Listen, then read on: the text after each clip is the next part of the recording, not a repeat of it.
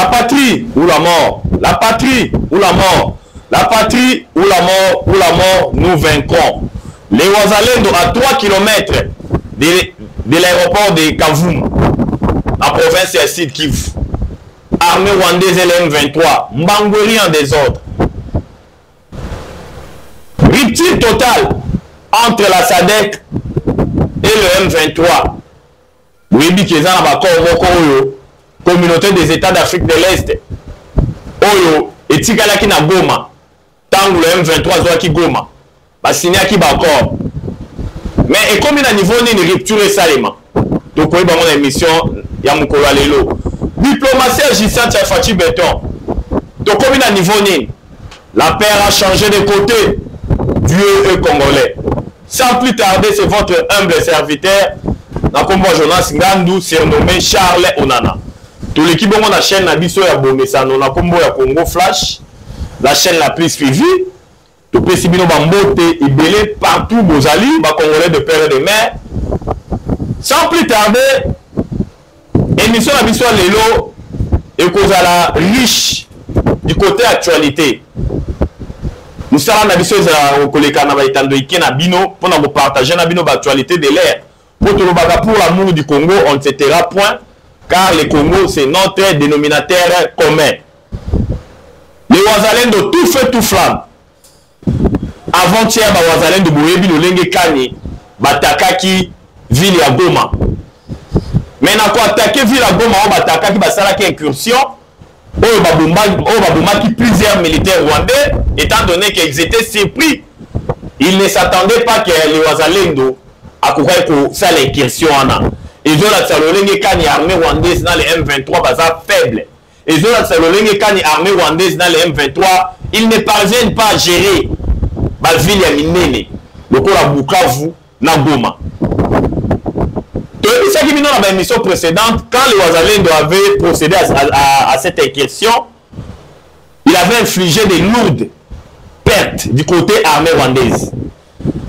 Mais, bilan est commis dans Maboko Nabiso, on nous apprend que suite au bombardement en aveuglette, l'armée rwandaise est procédé qui, tant que les Wazalendo basala qui incursion, le gouvernement a dressé biso bilan à 52 personnes. Koufaki n'a pas bombardement en aveuglette. Parce que quand les Wazalendo avaient attaqué la ville de Goma, attaqué qui va point stratégique, les Araki n'a pas beaucoup d'armée rwandaise. Mais quand on va recevoir par renfort, par riposter, ils ont procédé au bombardement en aveuglette. Population Koufaki Makasi, bilan à 52 morts, 72 violés, violés qui va maman, vous avez dit que l'armée rwandaise, c'est une armée à terroriste. Au temps où les Kabumoko Salemi Bango va profiter pour la cocotte, pour violer, pour bomba en désordre. Il y a un moment où le gouvernement a adressé qui bilan à 52 personnes pour faire qui suite à bombardement. Et puis, tout le monde le Lengekani, armée rwandaise, dans les M23, dans l'armée rwandaise à Kanga qui vit à Goma, force à Sadek et Zara Kiwana. Force à Sadek et Zala Kiwana. Mais la cause de la force à Sadek et Zala Kiwana, comment qu'il le croit en otage, il y a l'armée rwandaise. Il a fallu signer d'accord. Le monde qui a été ike, le Lengekan et Sadek a signé qui d'accord na terroriste et M23 dans l'armée rwandaise. Et si comme terroriste et M23, nous avons signé que Zala qui nani Sulutani Makenga, yenda signé qui. Côté à Sadek et Zala qui commandant, il y a l'opération à Sadek na ville ya Goma. Yépe muto signaki. Mais na makor on est prévoit qui que Sadek il fallait qu'il abonisse à aéroport ya Goma pour balima na manduki na bango. Pour ba terroriste M23 na armée rwandaise, ba obligé qui va désarmer Sadek. Communauté des États d'Afrique australe ba bengi Sadek ba boyaki. Raison pour laquelle ba lobaki que ba signer encore wana ba abonisse aéroport à Goma et puis et vous permettre maintenant de rentrer dans Bango et à Sadek avec les armements. C'est là les accords signés avec les M23.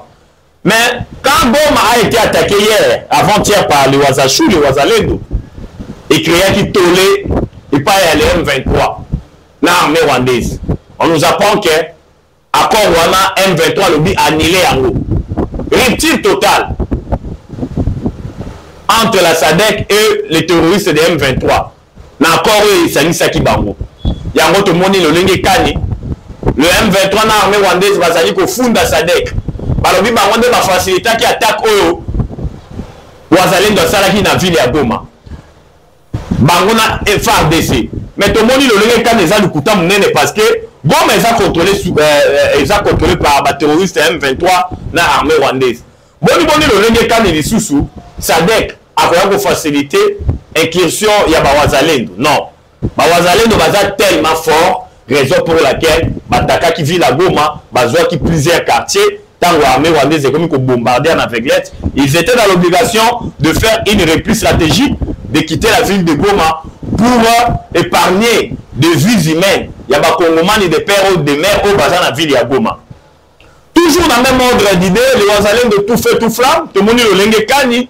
On nous apprend même que les Wazachou, bazar déjà à 3 km, mais l'aéroport il y a Kavumu. Vous voyez que l'aéroport il y a Kavumu, et dans la province il y a Sud Kivu. Oh, Wazalendo bazar à 3 km. On nous apprend même que plusieurs villages, aujourd'hui, les dimanches, ont été reconquis, sans pour autant qu'il y ait des affrontements entre l'armée rwandaise et les Wazalendo. Kavumu, Kamamba, sans affrontement, Wazalendo Bakoti. Et on va dire que l'armée rwandaise, quand la militaire comme un sérieux problème effectif dans la M23, parce que Wazalendo Batia stratégie moko, il y a qu'on réduit toujours effectif. Et on va dire que le Rwanda a une armée de 33 000 hommes, dont la moitié de son armée basée dans la partie orientale et en Bokanabiso. Et puis, dans la moitié armée rwandaise basée dans la partie est et en Bokanabiso, on nous apprend que sous Fachi Béton, l'armée rwandaise a perdu plus de 8000 militaires.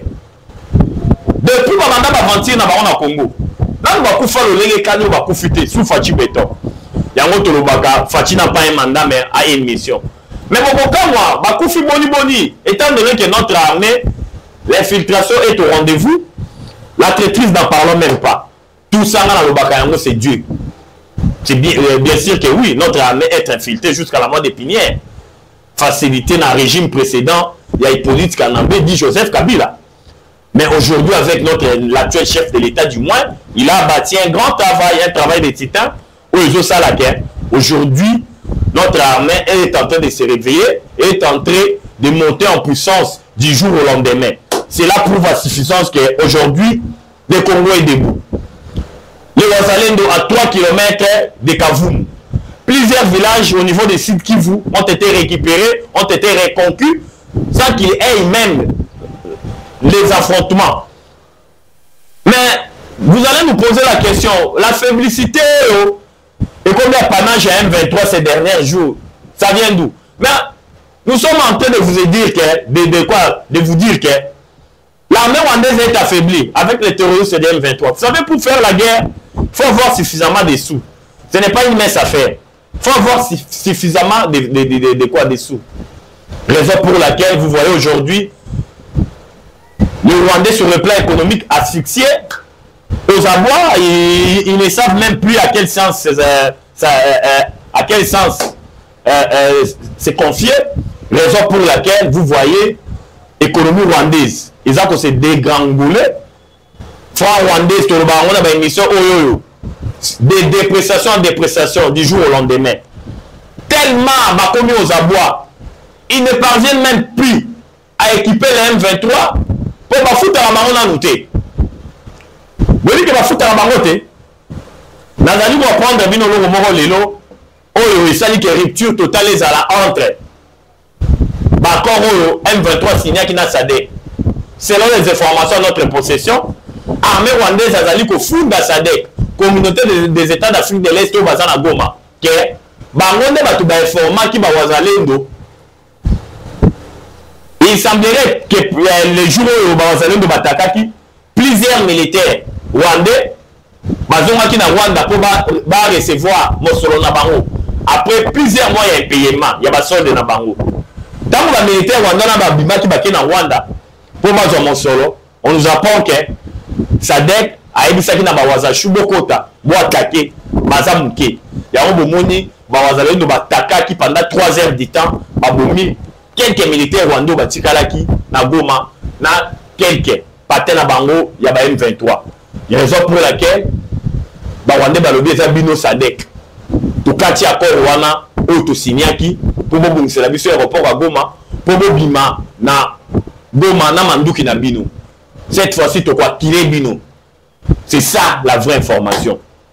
C'est ça la vraie information. Mais c'est là, tout ça, ça n'empêche pas les Ouazachou de progresser, de gagner du terrain, de récupérer les villages. Au moment où je vous parle, peut-être Titola la Boroyoka, aéroport Yakavumu, ils ont reconquis par les Ouazachou, où ils vont foncer maintenant dans la ville de Bukavu, ils ont déjà encerclé. La paix a changé de côté. Tout le monde dit le Lengue Kanilelo, les sanguinaires Paul Kagame, asphyxiés, acquilés, aux avoirs, à Komina Souka, Guy Malela, Afinga ba Européen Mabe, qui va tout sanctionner, qu'ils aillent au diable, Afinga ba Américain Mabe, Allo Babe Mabe, à Komina Souka, Yango Torobaka, ni si la gâté, ba Congolais de père de mère, 30 ans de guerre, ça suffit. Plus de 10 millions de morts, plus de 500 000 femmes violées, plus de 110 000 hectares dévastés. Non. Nous c'est Komina Souka. Raison pour laquelle Torobaka Yango, Nabomo Konde Tokolonga, abat le tribalisme, abat les propos excitants à la xénophobie, abat le régionalisme, abat le népotisme. Parlons du Congo, car le Congo c'est notre dénominateur commun. Moulouba, Moussoaïli, Mungala, Moukongo, Tozaba na papa Bomoko, Félix Antoine Tshisekedi Tshilombo, Eko Bomoko, Mokondibo Moko, Yango Tosongi na bino, na unité de Tokolonga, aussi Tolongi déjà. Na niveau de province, il y a Nord Kivu. Comme vous le savez, bah côté bah Walikale et Kuna, Walikale est totalement libéré. Parce que Kobima armée rwandaise na Walikale, ils ont quitté pour cesser les faits unilatéraux. Mais ils ont quitté sous pression militaire ya Wazalendo. Bazalaki en cours de munitions. Moussala Souko et Sala qui n'a pas drone à biso et bombardaki aéroport ya Kigoma. Na Walikale. Armée rwandaise Azaraki tellement affaibli, vous n'aurez même pas l'idée. Toutes les munitions, Batiaki na dépôt aéroport ya Kigoma, oh Souko et bombardaki. Et Salaki, ils étaient en cours de munitions. Yango Monaki, Batikaki Walikale Mobimba. Parce que le territoire de Walikale c'est plus vaste que le Rwanda. Est-ce que vous voyez bien? Le territoire de Walikale, les hommes ne pas vu le province à Kinshasa. Alors la superficie avait à peu près, il y avait 27 000, 300 et quelques kilomètres carrés. Cela veut dire que Walikale est plus vaste, le pays est plus vaste que Rwanda. Kinshasa tout dans 9 000 et quelques kilomètres carrés, si je ne m'abuse. Donc cela montre la suffisance sur le Lengue Kani Oyoyo. Congo est mounene. Au sein de Bitumbala Congo, vous devez avoir des moyens. Il faut appuyer à les occidentaux. Mais tout le monde, le Lengue Kani, les mêmes occidentaux, va soutenir Kagame pendant 30 ans. L'empire des mensonges, cousu par les fils rouges, il y a de cela 30 ans. Il y a que les Congolais, il y a que les minéraux, les minéraux du sang. Il y a côté que les Européens, les Européens, quelques multinationaux, tout le monde va receler. Les minéraux Rwanda zali ko yiba, pour que la bango. Na mitou ya ba Congomani bazali ko kufa. Matin, midi, soir, au bazali ko violer bango. Bon, moi, le cas du gouvernement dans le Biango, après ça qui va bilan, il y a bombardement armée rwandaise dans le quartier densément peuplé, dans le niveau il y a Goma, où tu sais qu'il y a un ministère international, tu sais qu'il y a une organisation internationale qui s'occupe des droits de l'homme, ils doivent avoir un œil regardant, ils doivent mener les enquêtes pour la culpabilité, il y a des Rwandais, parce que nous voulons que le mandat d'arrêt international est lancé à l'égard du président rwandais, les sanguinaires Paul Kagame. N'a pas partenaire à M23 bazali ko tambola librement. Récemment, tu as vu patin une coquille vide dans Kombo à Corneille Nanga à Foula qui m'a colonisé dans Mboka ya Europe. Précisément, on nous apprend qu'Azara ici c'est en France pour prendre langue avec les diasporas congolais vivant en France. Mais non, Bakongomani. réveillons-nous. Nanga lelo so azo sala bitumba parce que carré minier Hippolyte Kanambe dit Joseph Kabila pesa qui sous Fatou Betoba à mon carré mignon les ala qui ravi. Raison pour laquelle il s'est précipité pour créer l'AFC en connivence avec son parrain, son chef direct qui est Joseph Kabila, pour déstabiliser la partie orientale de notre pays. C'est un secret de Polichinelle. Oh, ça c'est que moi connu de tout le monde. Quel est le vrai patron du M23 AFC, c'est Hippolyte Kanambe, dit Joseph Kabila. Raison pour laquelle il avait dit que non, à Kokita Namboma, pour l'accent officiellement que Yende Moutazali pour soutenir le M23. Parce que le M23, l'aéroport de Goma est sous occupation armée rwandaise dans le M23. Tant que cela veut dire que oui, pour l'accent officiellement, Kenga inde commanda Sipon Nabino et politique Kanambe Joseph Kabila naye n'a ko quitter l'aéroport ya Goma. Yango toloba ki on a des missions précédentes to se peli le lenge kani population Goma lelo balamuki na pongi neno bazala ki nango balobi si politique Kanambe Joseph Kabila akonyata na ma colonel na ville ya Goma mieux voto kufa biso nyonso tout parce que tokolanda ye c'est ça toloba yango on ne libère pas un peuple se libère. Bakomomani, des pères et des mères, Bana Goma, bon se libérer. Bon se libérer. Tout le monde dans la province, il y a un site qui vous le kani. Mais si quand nous sommes wazalen dans Zali Kokota, Azos a applaudi par la population. Dans ma chanson, il y a beaucoup de Sabango, Banambo quoi. Vous savez pourquoi? Parce que nos frères de l'Est, ils étaient un peu distraits. Par une guerre médiatique, il y a libération entre guillemets. Mais tant que Bafandi na soi-disant libérateur armée rwandaise et Kotaki, bamoni le lenge kani bazali ko boma bango matin midi soir. Bamoni le lenge kani bazali ko violer bango. Bamoni le lenge kani armée rwandaise ezali ko piller bang mituka. Ko rapatri ko memango na Rwanda, ezali ko boma, ezali ko violer ba maman. Batali non. Oyo baza batumabe. Botala rien que quelqu'un attaque à Wazalendo. Cependant, maman ont été violés. Donc, l'armée rwandaise a profité qui n'a bitumba wana, à côté la banda quoi violer ma maman. Djamba juste. Bientôt là, beaucoup fout en haut. Tout le monde va rwandais Boussali na Congo il y a d'ici là 30 ans. Vous allez le payer. Parce que Djamba est justice, hein? Dieu est juste. Vous allez le payer.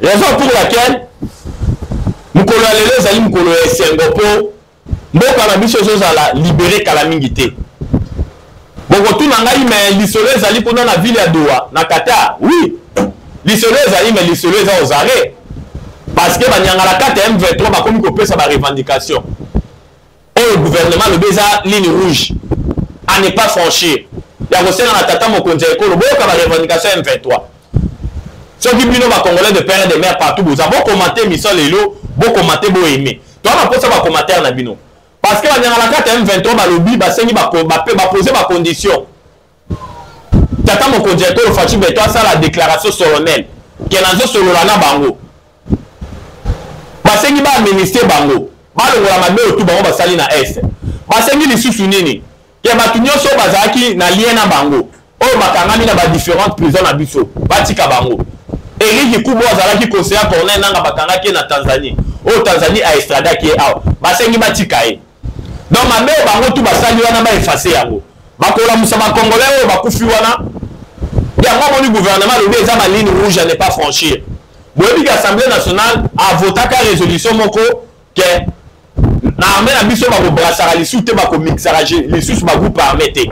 Mais M23 azali ko senga ke Assemblée nationale a longo la résolution ana ya ndenge apekisaki brassage na mixage na kati ya armée na biso balongo la yango donc bango souci ezali après avoir koboma bato babomi madoa na to babwaka bakotisa bango na armée na biso parce que armée na biso ezala de plus en plus affaibli batraître bazala infiltré bazala plus rien ne sera jamais comme avant.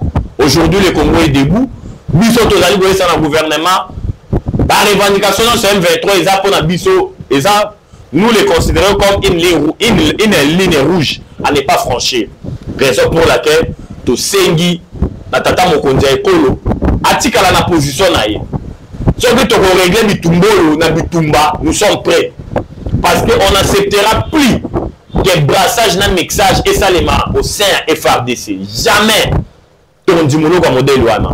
Car l'année dans le bas de l'émission à l'élo, le pourparler direct, au FA qui est se tenir dans Mboka ya Qatar, dans la ville ya Doha, aux arrêts, comme j'ai eu à le dire tout de suite là, bah, point de divergence, c'est ça tellement ébélé, le gouvernement a bouilli presque tout. Policiers, biso, touroi, Soloana, bango, Izaraki, bah, bimana, nous, dans le territoire, bah, village, tout va se contrôler. Après, yango, bah, désarmer, bango, bah, cantonner, bango. Parce que tout le monde a une mission, nous avons une revendication clarté, ce qui au Rwanda tient mon côté. Parce que tout M23 ali kosenga, ils allaient au Rwanda battre mon monoko. Bango moko bazana li kambu ya kolobate parce que leur commandant suprême ils allaient le sanguinaire Paul Kagame Nilotik Mutoa Keto Mutoa Zua Mutoa ya Simbi Makila ba Congolais il y a de cela 30 ans. Il y a un moment où le Kani, émissaire de Donald Trump, tant qu'il est en Rwanda, il n'a pas marché ces mots. Il y a quand même ça même que Bitumbo sali 3 décennies, 30 ans, il faut ici là. Les États-Unis ont investir des milliards, il ne permettra pas que Est et Congo et Zalana Bitumba, pour te dire que Yom Tobo va Congolais. Bon, on remarque même qu'il y a un envoyé spécial à Donald Trump dans Mboka Rwanda. Kagame n'était pas vraiment content. Il était vraiment aux abois. Azo et Batamoni, fin n'a pas commis au rendez-vous. Déclin n'a pas commis au rendez-vous. Tout ça parce que Nzamba sa Congolais. Nzamba Koti le Kamba Congo, à l'objet cette fois-ci, il faut ici là. Yango Tosengi na bino ba Congolais de Kwela de mer. Ba diaspora, bino ba Tugolanda la biso mingi. Ba Congomani nyoso, na Congo mobimba. Toi na posa ba commentaire na bino. Na ba revendication oyo ba nyangala 4 ya M23. Parce que même la Bible nous dit la voix du peuple c'est la voix de Dieu. Botia ba commentaire na bino. Parce que tout le monde a dit bandoko misusu ba komi o teto kanakaka. Na le M23 toto sa oba holoba pour qui met quota. Non, on ne peut pas accepter la paix à n'importe qui. À quoi? À n'importe prix. On ne peut pas faire la paix na oloko moko boye et à la paix moko masqué pour lobby le même bitumba ezonga na partie orientale. Tout ça il va dialogue inter-congolais. Kabila Hippolyte Kanambe a signé les accords du 23 mars. Mais tout le monde bango va changer à ba combo. Buyebi bayaka AFDEN RCD Goma M23 sous Hippolyte Kanambe dit Joseph Kabila M23 bis sous Fachi Beton. Donc va changer à ba combo. Mais non bon kana bango. Bon répondre à la revendication à bango. Mais l'homme bon kama bango sous M24. L'homme bango à M25. Cette fois-ci on doit mettre un terme dans l'aventure wana. Raison pour laquelle quand le chef de l'État Fandi a dit que Tambou Samakanis Naye, depuis 2019, on va quitter. Instabilité à Est. Il faut tout que la solution, il y a libé là. Il faut tout pour s'engager dans un partenariat stratégique. Il y a des minéraux à partie orientale. Oh, on a le bac à chaque fois. Troc. Il y a un autre monde à partir de Troc, wana. Échange à minéraux contre la sécurité parce que nous voulons la paix. Vous savez même dans Congo Mobimba avec le budget au gouvernement voté qui a 18 milliards pour la 2025 effort de guerre Ezolia Bisombongo belé parce que dans le poto balobi développement à Katesika ou Mandou Kelelaka. Donc cela veut dire que effort de guerre Ezolia Mbongo belé. Les soldes des militaires ont été réduits à la hausse. Les militaires ont besoin de 500, ont besoin sur toute l'étendue. Les policiers ont salaire a doublé. Raison pour laquelle, moi, Bitumba à partie orientale est constitué, moi, une pierre d'achoppement pour le développement. Il y a Mokanabiso et puis plusieurs projets Oyo et Zalaki à caractère social. Il faudra que le gouvernement lance. Mais si vous à côté les mapo, Bitumba Tozali na yango, ils ont coûté sur le belé, ils ont ça là que c'est à l'État et du Sambon rebelle. Mais on n'a pas le choix parce que Congo ça le cola Zoto, bon mon Zoto, ceux qui partent moi ils allaient au capacité, nous autres mon bezala la bien té. Ils allaient le lenge mon ambo canabiso, tango est ils allaient na kokoso, na insécurité oyoyo, armée rwandaise, na quelques impérialistes oyo batikali na ye, bazali ko soutenir ye, bokomona ke mboka na biso mobimba ekozala penza na kinyate. Yango to moni lo lenge kani lelo oyoyo. Kitumba ezali ko nongwana kuna makasi. Mais na otu ko information moko sikoyo kaka na émission lelo alobaki ke bawazalendo baza déjà na Kavumu. Aéroport ezalaki na maboko ya ba terroriste M23. Mais ba esi biso ke manduki elelaki kala mingi tawa ba betani masasi, vous n'aurez même pas l'idée. Armée rwandaise a renforcé sa présence dans l'aéroport ya Kavumu. Si na centre ya Kavumu ici ko M23 ici ka o bawazalendo bazalaki après accrochage, après affrontement ya manduki bawazalendo bazalaki obligé basala ici sous repli batika Kavumu. Ezali bonne information ba tu comprendre biso kala mingi te awawa kaka en pleine émission ndenge nazalaki awawa et pas ba correspondant na biso bazalaka sur place. Et si ka oyoyo manduki ezali kolela entre la terroriste M23 et les Wazachou au baza couvert dans l'article 63. Masolo ya Qatar etali bangote bango baza ba patriote et il me jure que la libération totale et intégrité territoriale ya mboka na biso oyo une partie actuellement ya ezali na maboko ya bapaya, ezali na maboko ya armée rwandaise. Ceci na bango ezali ba balkaniser mboka na biso bapi ya kaba ressources minières. Pourtant on va ko balkaniser yango muta ko contrôler bango lisusalite pillage et bandoko sale mana kimia nyonso po isika wana ezali sous na gestion ya Congo te. Yango to lobaka yango o ezali kambo mabele ba congolais de père et de mère de kambo mabele il faut tozala bomoko to lobaka na bomoko nde to kolunga. Mais soki tozali diviser po tolonga bitumba wana ekozala te. Bolandaki Hippolyte Kanambe, Joseph Kabila, na mikolele kaki, alobaki ke akoya na Goma, mais population soka na soka ye akomona. Tolandi pe lolenge kane lisusu, Hippolyte Kanambe, di Joseph Kabila, tango azalaki président ya mboka oyoyo, ye muto asalaka par tous les moyens que Jean-Pierre Bemba zala arrêté.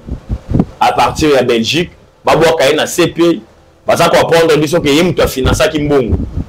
Batu balobi yango ezali batu na ye batu ya nani ya bakadre ya MLC na kombo ya Désiré Mbozi bolandaki na baitando eke tango azoloba noir sur blanc que selon ba information ya possession na bango Kabila muto sala eke bakanga Jean-Pierre Bemba pour financer ki mosolo ebele pour Jean-Pierre Bemba za l'arrêté a purgé nenga purgaki 10 ans après CP correct ko la sa culpabilité na été car la condamnation à une année à subordination à témoin ou à condamner qui wana mais ba crime ou balobaki crime de guerre, crime contre l'humanité, génocide, ba crime misato au CPA landelaka, CPA monaki yangote. Mais ba fandi ça qui est 10 ans, ya pamba. Nyoso to wana mutozala ki sima ya makambo wana ya arrestation na ye selon Désiré Mbozi izalaki Hippolyte Kanambe dit Joseph Kabila ou a commis ça mboko lokola royaume mais a commis na suka parce que les lots baza démasqué les lots toyebi bango les bato bazo déstabiliser mboka na biso boyebi ke chaîne na biso to lobaka yango ezali kambo ngunga to partageaki na bino actualité de l'air rebelle progression ya wazalendo na Sud Kivu lolenge kani bakotaki tina Kavumu et puis lolenge kani armée rwandaise ayaki ko renforcer ba présence taillée au moment où je vous parle. Le Wazachou baza sur na Kavumu te.